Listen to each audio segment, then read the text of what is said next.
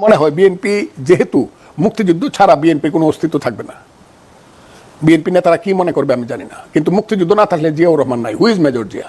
জামাত যেহেতু ইসলামের কথা বলে আপনাদের খুব চুলকানি না, আর কিছু না পালে 71 প্রোডাক্ট।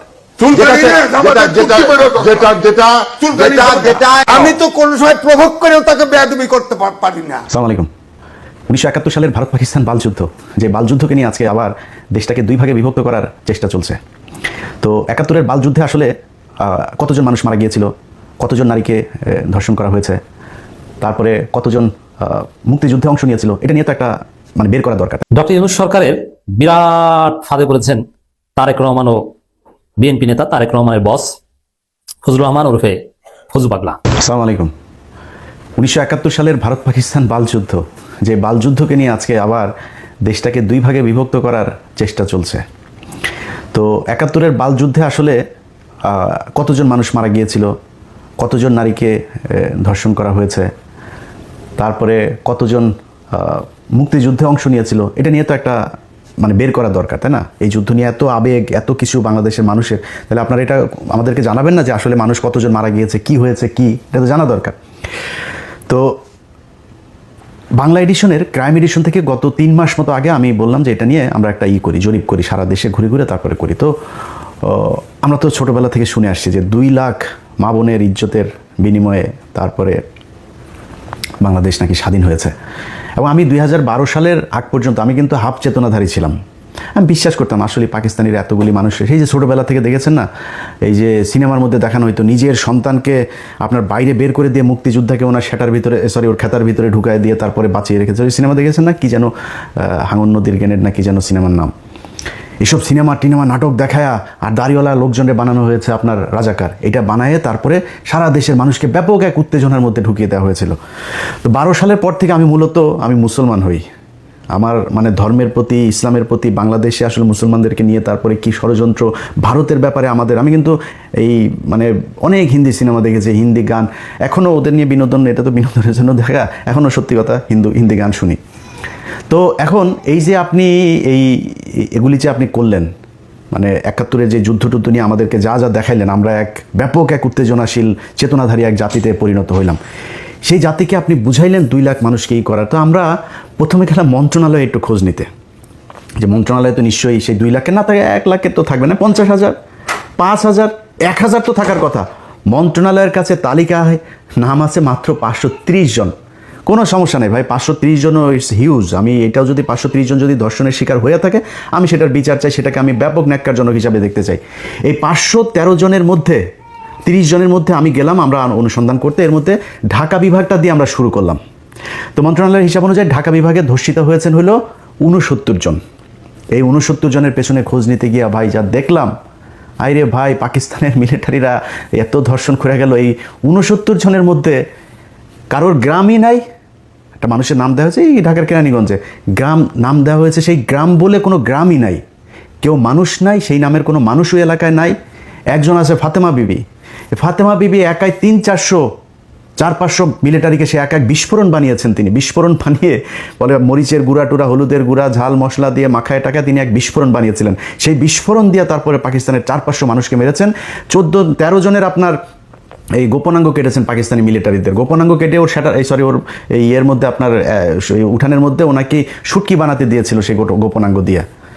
এই হলো গিয়া, শুনেন একটু ক্রাইম এডিশনের সেই প্রোগ্রামটা অল্প একটু কথা শুনেন, শুনলে বুঝবেন কি বলে।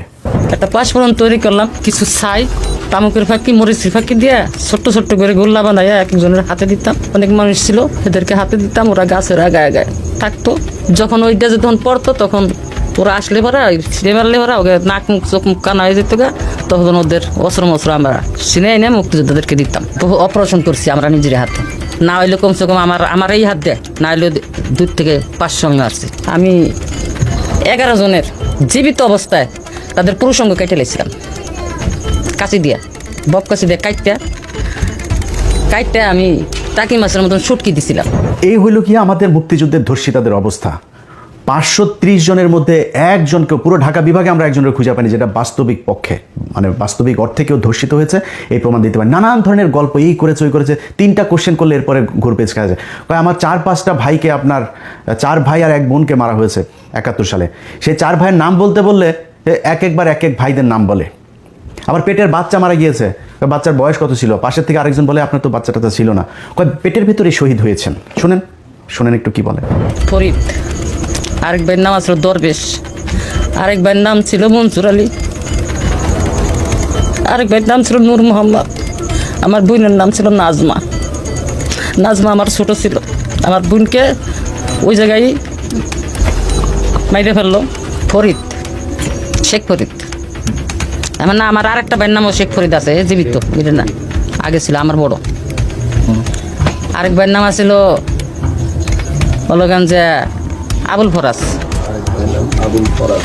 আরেকজনের নাম আছিল মনসুর আলী, আর বোনের নাম ছিল নাজমা। আমার প্রথম সন্তান শহীদ হয়েছে, দ্বিতীয় সন্তান মুক্তিযুদ্ধের শহীদ। হ্যাঁ, মুক্তিযোদ্ধার সময় শহীদ হয়েছে। দ্বিতীয় সন্তান মুক্তিযুদ্ধের সময় আপনার বয়স ছিল 20-22 বছর। হ্যাঁ, আপনার ছেলের বয়স কত তখন? তখন মনে করেন ছেলে আমার গর্বে শহীদ হয়েছে, গর্ভ অবস্থায় শহীদ হয়েছে। এইভাবে আমাদেরকে এই গাঁজাখুরি গল্প শোনায়া একটা বিশাল প্রজন্মকে আমাদের 54 বছর ধরে অন্ধ বানিয়ে রাখা হয়েছে। আমরা আসলে যদি মুক্তিযুদ্ধের সময় কোনো মানুষ মারা গিয়েছে কিনা, কেউ রেপ হয়েছে কিনা, কতজন হয়েছে, আমরা এটা জানতে চাই, আমরা শুনতে চাই, এটা জানুক এই জাতি। কেউ জানে নাই। মুজিব এই শালায় ওর এক কমিশন গঠন করেছিল, আচ্ছা খোঁজ নে তো দেখ কয়জন মারা গিয়েছিল। সারা দেশে মিলা ওরা এই মুক্তিযুদ্ধের সময় নিহত মানুষ পেয়েছিল হলো 33 জন। এই 33 জন পাওয়ার পরে আর খুঁজে পায় না, কয় তাহলে বাদ দে, এটা নিয়ে আর আলাপ দরকার নাই। এরপরে আর কেউ সেই আলাপে যায়নি, সবাই এটা নিয়ে রাজনীতি করেছে। ভাই 530 জন যদি ধর্ষিত হয়ে থাকে, এটা আমি মনে করি যে ব্যাপক মানবতা বিরোধী অপরাধ। এটার সাথে যে জড়িত ছিল মারা তো যাইতে হবে। এক একটা 68,000 গ্রাম দিয়ে যদি আপনি 2 লাখের ভাগ করেন, 2.90, প্রায় 3 জন করে পড়ে। এই 3 জন করে আপনার গ্রামে আছে, আপনার জেলায় আছে, আপনার বিভাগে আছে। কারোর কাছে শুনেছেন যে কারোর বিভাগে আছে? কেউ বলতে পারবেন যে কার মা বোন রে, আওয়ামী লীগের কারোর মা বোন রে যদি নাকি পাকিস্তানিরা লাগায় যায়, তোরা তালিকাটা আমার কাছে দিস, আমরা খোঁজ খবর নিব, নিয়ে তারপর দেখবো তোর মা বোনদের ভ্যাজাইনাল চেকআপ টেকআপ করায় তারপরে নিয়ে আসবো না, দেখবো না কী হয়। এটা করে কি করা হয়েছে, পাকিস্তানিদের সাথে আমাদের একটা বিরাট দূরত্ব তৈরি করা হয়েছে। এই দূরত্ব তৈরি করেই তারপরে এই যে শালারা যে বলে যে মুক্তিযুদ্ধ, মুক্তিযুদ্ধতেই 16 ডিসেম্বর, এই যে কদিন পরে বাল দিবস আসতেছে, একটা বিজয় দিবস, বালের মুক্তি বিজয় দিবস রে। ভারতীয়রা পাকিস্তানিদের কাছ থেকে দেশ লেখা নিল, একটা সেক্টর কমান্ডার থাকতে পারেনি, একজন। এই যে ছবিটা, এই যে সাইন করার যে ছবিটা, একজন বাংলাদেশি আছে, সব ইন্ডিয়ানরা। তা আমার কিসের বিজয় দিবস? এরপরে ইন্ডিয়ান মিলিটারিরা এই এসে আমাদের দেশের সব কল কারখানা যা যা আছে সব কিছু নিয়ে গেল। আজকে আমরা বলি না যে আমাদেরকে ব্যাপকভাবে বঞ্চিত করা হয়েছে, উনি পশ্চিম পাকিস্তান পূর্ব পাকিস্তান থেকে সব নিয়ে যেত, পূর্ব পাকিস্তানে কিচ্ছু করা হয় নাই। ভাই ইতিহাস যা গিয়েছে সব বাদ দেন, কয়জন ধর্ষণ হয়েছে বাদ দেন, মুক্তিযোদ্ধা কজন ছিল আর নিহত কজন হয়েছে সব বাদ দেন, ওগুলি পাস্ট। আপনি বর্তমান নিয়ে করতে চান, আপনি দেখবেন যে পাকিস্তানের এই যখন কিনা আমাদের 1971 আগ পর্যন্ত যখন একসাথে ছিলাম, তখন পর্যন্ত আমাদের দেশে কি মিল। দর্শক, এতক্ষণ পর্যন্ত যারা আপনারা আমাদের সাথে ছিলেন এবং আমাদের এই ভিডিওটি ধৈর্য সহকারে দেখেছিলেন, সকলকে জানাই আন্তরিক মোবারকবাদ। এরকম নিত্য নতুন ভিডিও পেতে চ্যানেলটিকে সাবস্ক্রাইব করে পাশে রাখা বেল বাটনটি অন করে দিবেন। আপনি কোন ধরনের ভিডিও পেতে চান কমেন্টস বক্সে জানাবেন। যদি কোনো মন্তব্য থেকে থাকে সেটিও জানাবেন কমেন্টস বক্সে।